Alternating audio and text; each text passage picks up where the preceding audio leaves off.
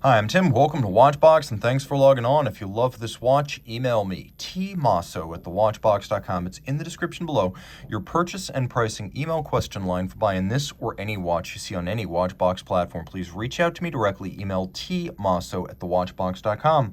Today, we're discussing the 2021 Zenith Defy El Primero 21 Ultra Blue, the follow-up to the previous year's Ultraviolet. It's a timepiece in darkened, media-blasted titanium, 44 millimeters in diameter. It's 15.1 millimeters thick, and from lug tip to lug tip, it is approximately 50.1 millimeters. And you can see the timepiece wears easily on my wrist of 16 centimeters circumference. Comfortable and remarkably light for what it is. The timepiece is mostly of rubber, sapphire, and titanium, so it wears light. It's not super thin. It'll fit underneath a jacket cuff, just not the tightest of sleeves. But this isn't a watch that is designed to be disappeared underneath the cuff. It's not stuffy in any way, and while it could be your everyday watch, it's not necessarily a dress watch. Taking a quick look at the strap, it's a fascinating piece because of what Zenith describes as Codura effect. So what appears to be textile at first glance is actually a sort of embossed and pigmented rubber. So you have that stitched within another big piece of rubber, and it has a gusset system molded in, so it's not going to get gouged by the pin of the buckle. The buckle, like the watch, is media blasted titanium. There's a twin trigger release system. Inside, you can see the Zenith corporate logo, which is a star.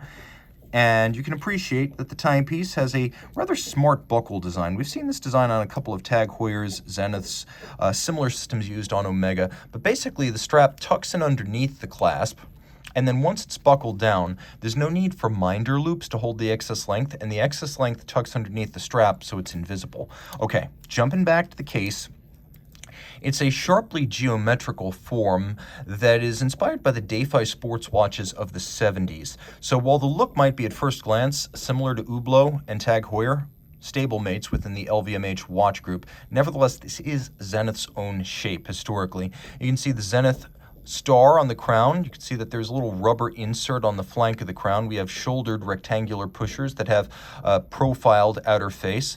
And then we have a faceted flat sapphire over a dial that is dynamic. We have a 1/100th of a second foudroyant, and as you can see, there's one balance and a second balance.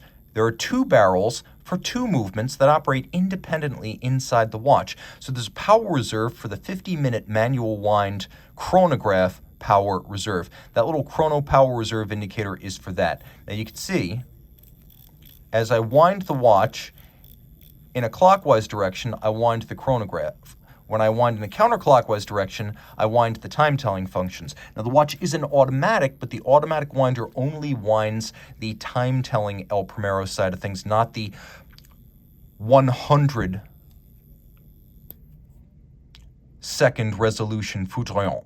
That operates courtesy of a second escapement that vibrates at 360,000 vibrations per hour to the El Primero escapement's 36,000 vibrations per hour. Now, what's fascinating here is that you get a hacking seconds function on an El Primero, which prior to 2019 was unheard of. It's still rare among El Primeros, but here you do have that hacking seconds function, but only for the time-telling side of the watch. Note that the chronograph continues to operate independently. Both sides, the time-telling and chronograph functions, are capable of operating even when the other side is completely discharged or in a stopped state. Let's take a quick look. There's plenty of luminescence here. As you can see, the watch is easy to see in the dark, 100 meters water resistant. It is a true sports watch.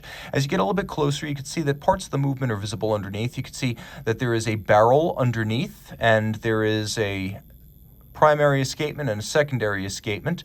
We have these floating sub-registers. You have your 1/100th of a second register. I'll stop that for a second so you can see where the constant seconds display is. You can also appreciate the fact that the watch has a 1-minute chronograph register down at 6 o'clock, and then you have your chronograph minutes register over at 3 o'clock. All of the indices are rhodium-plated steel and applique.